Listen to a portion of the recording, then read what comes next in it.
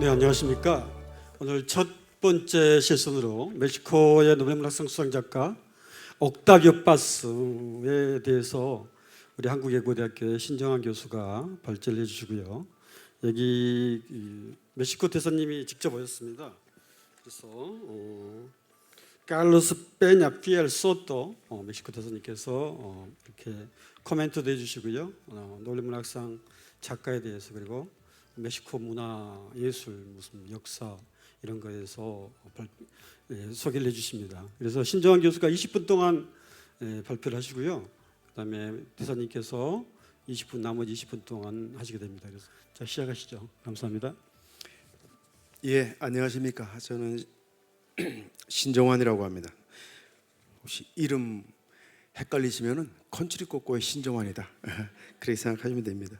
그래서 저는 오늘 옥타비오 파스라고 하는 중남미 멕시코의 시인에 대해서 제가 소개를 드리려고 하는데, 이 파스의 세계관을 20분 내에 해라, 그건 뭐 마치 백사장에서 모래 하나를 얘기해라 하는 거 똑같기 때문에 전반적인 일반적인 말씀 간단히 드리고, 옥타비오 파스의 사상 중에서 핵심이 되는 게 뭘까?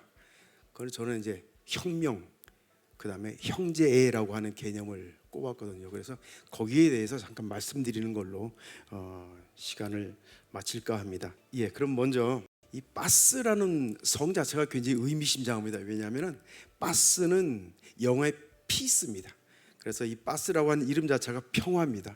그래서 여러분 그 퍼시픽이라는 말은 파스의 형용사입니다. 파시피코. 그래서 굉장히 시인 자체가 굉장히 평화로운 분이고 평화를 지향했던 그런 시인이라고 할 수 있습니다. 라틴 아메리카 문학, 갑자기 왜 라틴 아메리카 문학이냐라고 말씀하실 텐데, 중남미 문학은 20세기에 굉장히 세계 문학에서 아주 큰 어필을 하게 됩니다. 그래서 20세기 중반부터 노벨 문학상 수상자들이 연이어 나오고, 세계적으로 특히 붐 소설이라고 하는 그 소설가들을 중심으로 해서 세계적인 그 판매고를 올리면서 세계 문학의 주인공 중에 하나로 자리 잡게 되는데, 왜 이렇게 20세기에 들어서 중남미 문학이 큰 성공을 거두었고 인기를 누렸느냐? 기에론 카브레 인판테라고 하는 그 쿠바의 작가가 뭐라고 했냐면은, 중남미는 20세기가 최악이었다. 그런데 문학적으로는 20세기가 최고였다라는 말을 합니다. 그 말은 곧 무슨 말이냐? 그만큼 시대적인 격동과 고난이 많은 20세기에 예술가들로 하여금 또는 작가들로 하여금 창작력을, 그 다음에 예술적 상상력을 북돋은 그런 세기가 아니었나. 그래서 이런 얘기가 나오지 않았나 싶습니다. 그래서 여기 나오는 이 얼굴들은 전부 다 20세기에 활약했던 아주 유명한 작가들인데, 근데 이제 이분들 중에서 또 많은 노벨상 수상 작가들이 탄생합니다. 그래서 중남미에서 노벨 수상 작가들은 총 6분인데, 간단하게 말씀드리면 저 위에 왼쪽부터 보자면은 우리나라가 해방되던 1945년도에 최초로 중남미에서 노벨 수상자가 탄생했습니다. 가브리엘라 미스트랄, 이분은 칠레의 시인이고요. 그 다음 그 오른쪽에 미겔 앙헬 아스투리아스, 오늘 이제 발표가 있죠. 이분은 과테말라 시인입니다. 그 다음에 더 오른쪽은 여러분 아마 많이 들어보셨죠. 파블로 네루다, 이분은 칠레 시인입니다. 그래서 밑에 왼쪽 가브리엘 가르시아 마르케스, 이분은 콜롬비아의 소설가입니다. 그 다음에 오늘 제가 좀 이따 말씀드린 옥타비오 파스는 그 멕시코 시인이고 1990년에 노벨 문학상을 받았습니다. 그리고 마지막으로 마리오 바르가스 요사, 이분은 페루의 소설가고요. 이분이 36년생인데 작년에 돌아가셨어요. 이분이 작년 4월 13일 날 돌아가셨으니까 앞으로 열흘 있으면 이제 이분 일주기가 됩니다. 그래서 이런 차례를 보면은 시인 소설가, 시인 소설가, 시인 소설, 이런 순서대로 노벨상을 수상했다는 것을 알 수 있습니다. 이 중에서 저는 요 옥타비오 파스에 대해서 아주 간단하게 말씀을 드리겠습니다. 파스는 뭐 생김새를 보시면 아시겠지만은 시인이라고 제가 소개를 드리는데, 저는 사실 시인이라기보다는 에세이스트를 더 좋아합니다. 그리고 그분의 비평을 더 좋아하는데, 그분의 그 사상과 깊이가 너무나 남다르기 때문에, 특별하기 때문에 세계적으로 많은 그 존경을 받고 있고요. 또 외교관으로도 활동을 했던 분이고, 그리고 이분은 멕시코라고 하는 국경에 구애받지 않고 보편적인 언어를 통해서 좌파든 우파든 또는 제1세계든 제3세계든 모든 이에게 공감을 주는 문학을 펼쳤던 분입니다. 그래서 크게 말하자면 문명 비평가다라고도 말씀드릴 수 있을 만한 그런 자격을 갖춘 분이라고 할 수 있습니다. 이분이 이제 1990년에 노벨 문학상을 받았는데, 이게 노벨 문학상 수상식장을 찍은 사진입니다. 그래서 다시 한번 말씀드리면 보편적인 언어를 창조한 위대한 시인에게 상을 바친다라는 평가를 받았고요. 이분의 글이 왜 특별하냐? 조금 전에 말씀드렸지만 중심과 주변의 경계가 없는 그런 시인이었고, 또 하나 특별한 것은 1990년 기억하시나요? 한창 그 냉전이 해체되던 시기였습니다. 89년에 베를린 장벽 무너지고 90년에 그 동구권 그 소비에트 그 동구권 블록이 무너지고, 그래서 소위 말하는 그 근대가 해체되고 이제 뭐 탈근대로 본격적으로 나가는 그 시대다 하는 그 시대의 노벨 문학상을 수여했다는 것은 그만큼 이분이 경계를 초월한 작가였다, 그런 의미가 된다라고 해석하는 시각도 있었습니다. 이 사진 혹시 누구인지 아시겠습니까? 이건 제가 개인적으로 말씀드리면, 제가 1990년에 스페인으로 유학을 갔습니다. 유학을 갔는데, 유학을 간 지 얼마 안 돼서 이제 이분이 노벨 문학상을 수상했고, 그래서 제가 같이 노벨 유학 생활을 하던, 조금 이따 이제 등장할 저 있는 저 고영일 박사하고 또 이 옥타비오 바스를 전공한 선배 한 분하고 책을 한 그때 2권인가 3권을 우리 그 마드리드 대학 도서관에서 스터디를 했어요. 열심히. 그때 제가 너무너무 감명을 받고 그랬는데, 마침 이분이 마드리드에 온다 그래서 가가지고 사진 한 장만 찍자고 그래서 바스의 삶을 딱 슬라이드 한 장으로 제가 말씀드리겠습니다. 14년에 3월 31일 날 태어나셨고, 이 아버지가 변호사고 할아버지는 정치가 겸 기자는, 그러니까 집안이 어떻게 보면 굉장히 좋은 집안이죠. 그런데 경제적으로는 몰락해가지고 궁핍한 삶을 살았고, 그 대신 아버지와 할아버지 덕분에 지적인 유산을 계승해서 그 집안에 큰 서재가 있었다 그래요. 아주 쇠락한 서재였지만 마치 거기가 자기의 소우주, 지적인 자양분을 키우는 소우주처럼 거기서 이분이 지적인 자양분을 키워나가고 그 대작가로 성장하는 기반이 되었다고 할 수 있습니다. 그리고 나중에 멕시코 그 국립대 법대 입학했는데, 졸업을 앞두고는 농민 운동에도 헌신했고, 45년도에는 또 외교관으로 입문해서 나중에 이제 말씀드리겠지만은 인도 대사도 하고 전 세계를 돌아다니면서 외교관 생활을 하게 됩니다. 근데 이분의 삶은 굉장히 특별한 데가 있습니다. 아까 제가 혁명에 대해서 말씀드린다 그랬죠. 왜 혁명이냐? 잘 아시겠지만은 20세기는 혁명의 시대였습니다.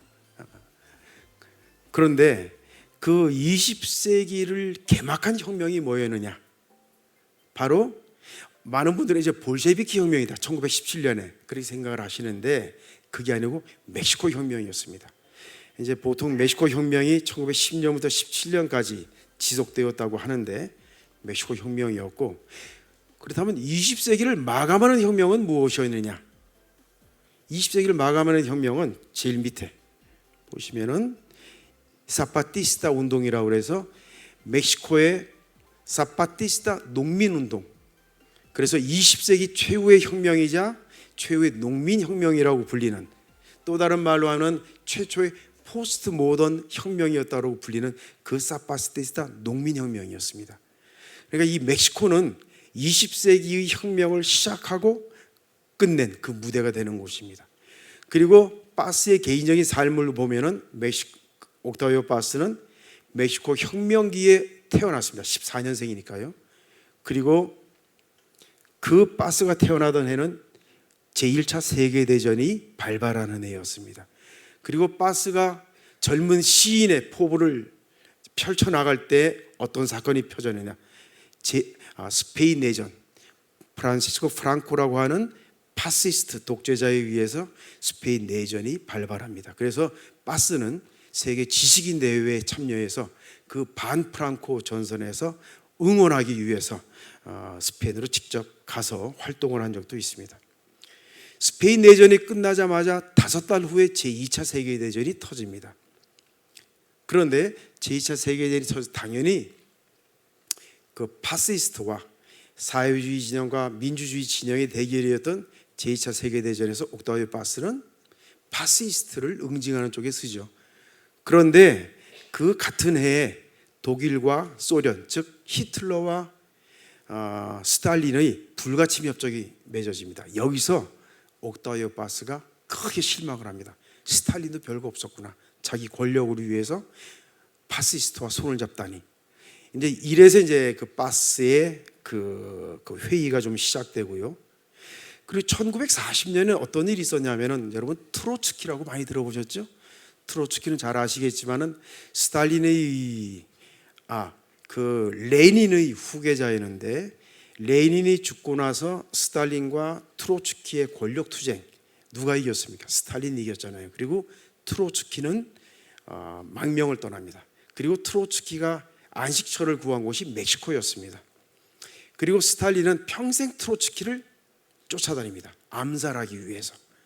그래서 트로츠키는 아주 방비가 잘된, 그래서 뭐 긴 얘기를 드리면 프리다 칼로라고 하는 여러 화가와 뭐 여러 가지 일도 있었고, 프리다 칼로와 그 디에고 리베라라고 하는 멕시코의 그 화가들이 보호해 줬습니다.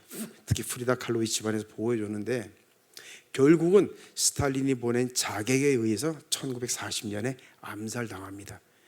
그래 1년의 이런 과정을 보고 옥타비오 바스가 환멸을 느끼는 거죠.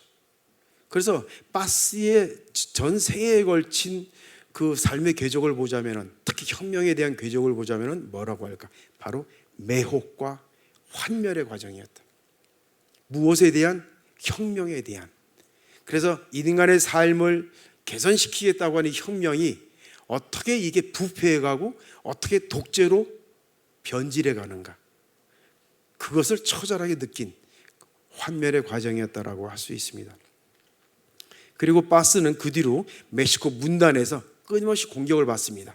좌파로부터는 우파 수정주의라고 욕을 먹고, 우파로부터는 또 좌파 수정주의라고 또 욕을 먹고, 이런 식으로 끊임없이 욕을 먹고 비판을 받고, 그래 결국은 해외로 나갑니다. 그리고 해외에 있는 동안에 외교관 임명을 받아서 또 외교관직을 수행합니다. 인도 대사로 이제 재직을 했는데, 인도 대사로 저희가 한 6년 재직을 하는데, 인도 대사로 있을 당시 어떤 일이 있었느냐? 1968년에 뜰랄뗄롤고 학살 사건이 일어납니다. 이것은 뭐냐면은 멕시코 국립대 학생들이 반정부 시위를 한 거예요. 1968년에 멕시코 올림픽이 있었던 거 혹시 기억나세요? 멕시코 올림픽을 할 때 올림픽도 반대한다, 그냥 독재 정권 반대한다, 거기에서 정부군이 무차별 학살을 했습니다. 위키피디아에 따르면 뭐 한 400명에서 500명이 학살당했다라고 나와 있는데 정확한 숫자는 모르지만은, 그것을 보고 옥타비오 바스가 내가 이 불의한 정권에서 대사직을 수행할 수 없다라고 그 자리에서 대사직을 사임합니다. 그래서 이 옥타비오 바스에게는 뜰랄뗄로고 학살은 또 다른 그 환멸을 느끼는 그런 계기가 됩니다. 그리고 이제 멕시코 사건으로 사파티스타 운동이 있습니다. 그럼 바스가 생각하는 혁명은 무엇이었느냐? 제가 가운데 리볼루션이라고 하는 말을 썼죠. 여러분, 이볼루션 하면은 자연스러운 진화가 되는데, 리볼루션 하면은 이게 혁명이 됩니다. 근데 여기 어원이 두 가지가 있습니다. 하나는 끊는다는 의미에서의 혁명이 있고, 다른 하나는 뭐겠습니까? 보통 우리가 생각하는 되풀이한다는 의미의 혁명이 되겠습니다.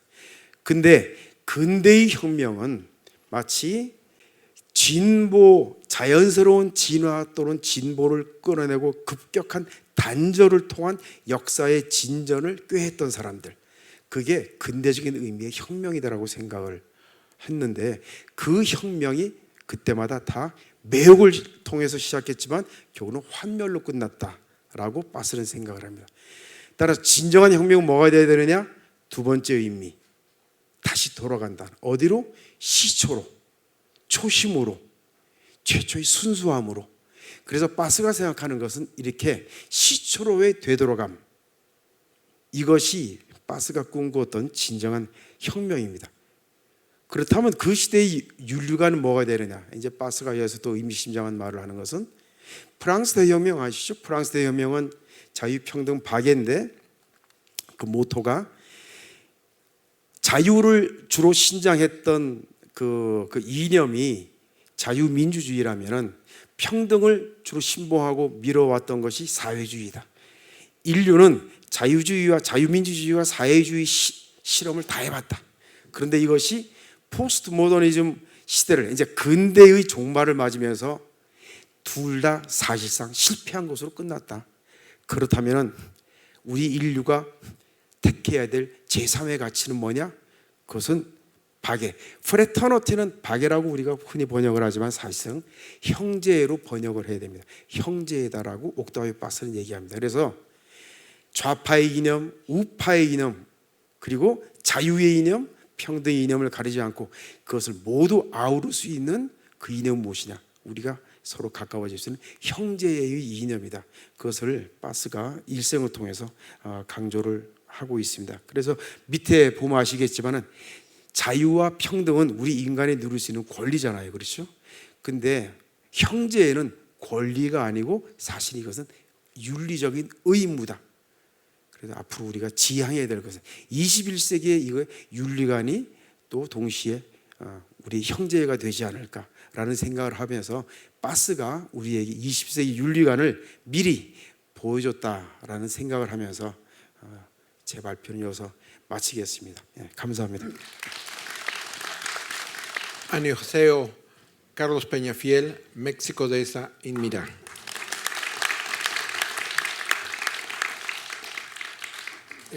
Déjenme decirles que para mí es una gran emoción el estar hoy aquí en Jeju y en particular el 3 de abril.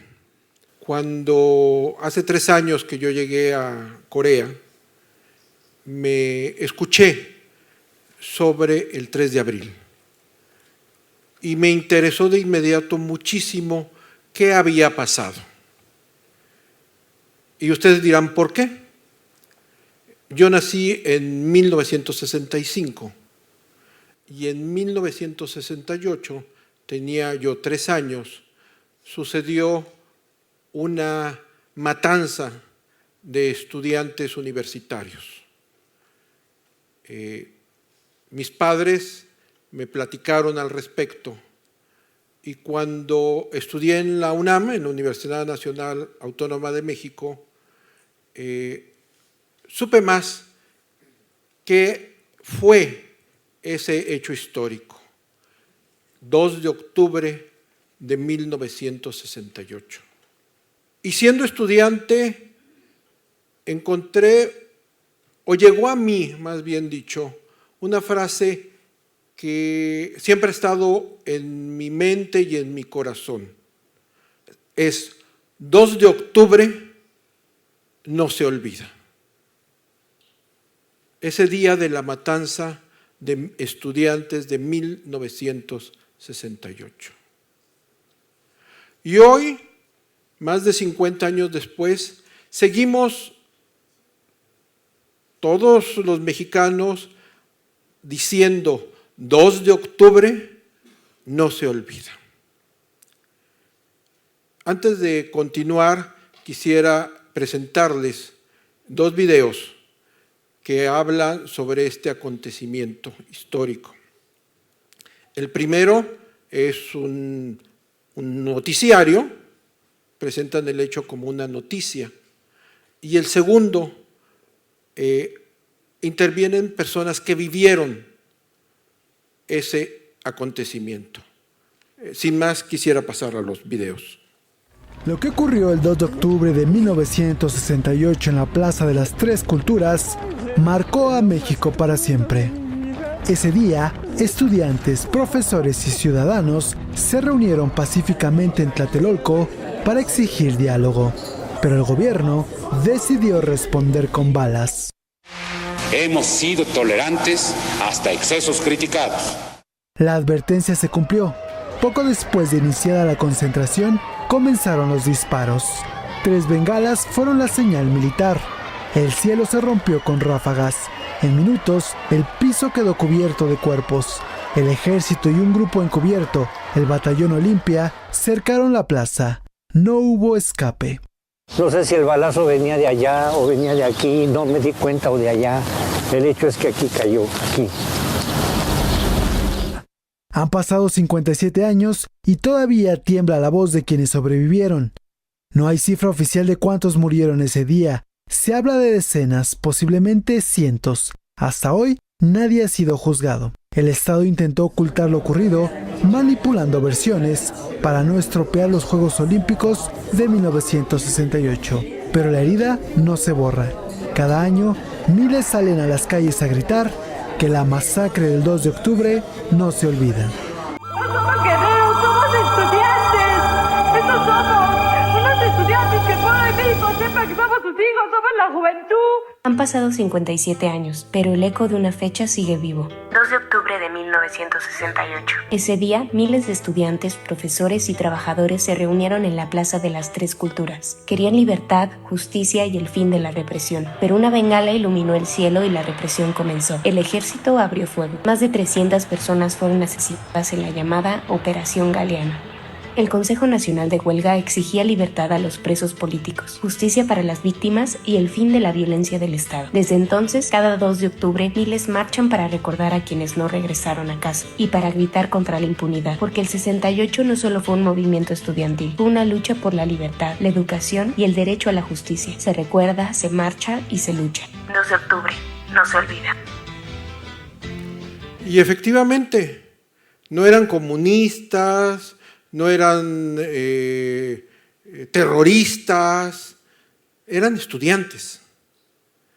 Y el gobierno de México mató a más de 300 estudiantes, profesores universitarios y amas de casa. Esto sucedió 10 días antes de la inauguración de los Juegos Olímpicos en 1968 en México. Se consideraba a este movimiento estudiantil una conjura comunista. Ya saben ustedes que cuando algo molesta a los gobiernos autoritarios, siempre dicen que son los comunistas. Bueno, con ese pretexto mataron estudiantes, profesores universitarios, amas de casa que estaban reunidos en forma pacífica. Ese 2 de octubre, aproximadamente a las 6 de la tarde, francotiradores y el Batallón Olimpia abrió fuego contra quienes asistirían a una manifestación pacífica, y remarco pacífica. Saldo, más de 300 muertos, así como miles de detenidos y muchos torturados. Este es el hecho histórico. Pero, ¿de dónde nace este movimiento de 1968? En un primer vistazo veamos el escenario internacional. El 4 de abril de ese año había sido asesinado Martin Luther King, generando un ambiente de protestas en Estados Unidos, y después siguieron protestas por estudiantes en Francia, en Berlín, en Varsovia. ¿Qué pedían? Respeto a los derechos civiles, justicia económica, democracia, rechazo al autoritarismo. Esto era lo que se vivía en el mundo en 1968 y México no era ajeno. ¿Qué pasó? Esto origina con algo pareciera muy sencillo. Hubo un pleito entre estudiantes de una preparatoria del Politécnico Nacional, es una escuela universitaria en México, y estudiantes de otra preparatoria, una high school de la UNAM. Pero la policía entró a reprimirla en una forma brutal y maltratando profesores y estudiantes. De inmediato los estudiantes protestaron y el propio rector de la Universidad Nacional de México encabezó una marcha en silencio de miles de personas a las que se unieron las amas de casa, se unieron oficinistas, se unieron trabajadores, todos marchando en forma pacífica y en silencio. ¿Qué pedían? Respeto a la libertad de expresión, respeto a los derechos humanos,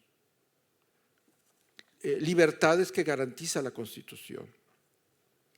Que también había pues un ambiente preelectoral importante previo a las elecciones presidenciales que sucederían 2 años después, 1970.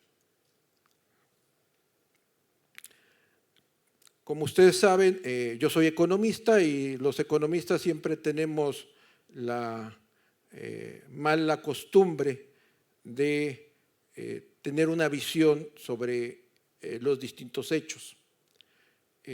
Como en una visión estrictamente economicista, yo les diría también que estábamos presenciando un agotamiento del modelo económico que había generado el milagro mexicano y que estaba empezando a agotarse a fines de los 60s y que ya entrarían en franco agotamiento a partir de los 70s. ¿Qué consecuencias tuvo esta matanza de estudiantes en Tlatelolco? Inició una crisis de legitimidad para el régimen de gobierno vigente en aquel momento, tanto político como económico. Y esta crisis y esta transformación, este gran cambio, se llevó 50 años en México. Fue hasta hace poco, en 2018, en donde podemos decir que se inicia una nueva etapa de transformación económica y política en México. Y eso es lo que significa hoy en día el 2 de octubre, el origen de un proceso político, económico, cultural, social, que estamos viviendo el día de hoy en México, en donde se incluye el empoderamiento de la mujer, que hoy nos ha llevado en México a por primera vez en poco más de 200 años de vida independiente, tener por primera ocasión una mujer como presidenta de México. Y todo esto nace en el 2 de octubre de 1968. Ese 2 de octubre se sembró la semilla de un cambio, de una transformación importante de México. Y por eso hoy en México decimos con fuerza y claridad, 2 de octubre no se olvida. Déjenme les comento que en estos 3 años que llevo de residir en Corea, me han llamado profundamente la atención las grandes similitudes que hay entre México y Corea. Pareciera que estamos muy lejos geográficamente, Pero lo cierto es que culturalmente estamos muy cerca. Lo cierto es que en estos 3 años he aprendido que hay una gran fraternidad, como diría Octavio Paz, una gran hermandad entre México y Corea. Y que tenemos ciertos acontecimientos que son paralelos, muy similares, y que todavía nos hermanan con mayor fuerza. Creo yo que uno de ellos es el 2 de octubre de 1948, así como el 3 de abril en Yeyo. Quisiera el tiempo que me resta dedicarlo más bien a preguntas y respuestas. Yo sobre este tema podría hablar horas y horas y horas, porque como universitario es un tema que me llega al corazón, pero prefiero escucharlos a ustedes. Muchísimas gracias. 감사합니다. Muchas gracias. Excelentísimo señor embajador Benefiel. 지금 한 3분 남았거든요. 3분 남았기 때문에 한 분만 질문 짧게 하시고요. 짧게 해주시기 바랍니다. 얼마 전에 멕시코 그 마약왕 사살과 관련해 가지고 큰 혼란이 월드컵 전에 있는 것으로 알고 있습니다. 힘없는 많은 민중들이 또 희생되고 또 정부군에 의해서도 희생된 걸로 알고 있습니다. 여기에 그 멕시코 민중들의 생각은 그 어떤지 좀 멀리서나마 좀 알고 싶습니다. Muy breve. Lo que pasó hace casi un mes es que el gobierno de México intentó capturar al criminal más buscado del mundo, un criminal conocido como el Mencho, y en ese dispositivo murió. A esto siguieron una serie de respuestas por parte del crimen organizado que se controlaron en 2 días. El único hecho similar en la historia de América Latina es cuando intentaron capturar y murió Pablo Escobar en Colombia. Pero estos acontecimientos en Colombia llevaron 2 meses controlarlos. En México fueron 2 días.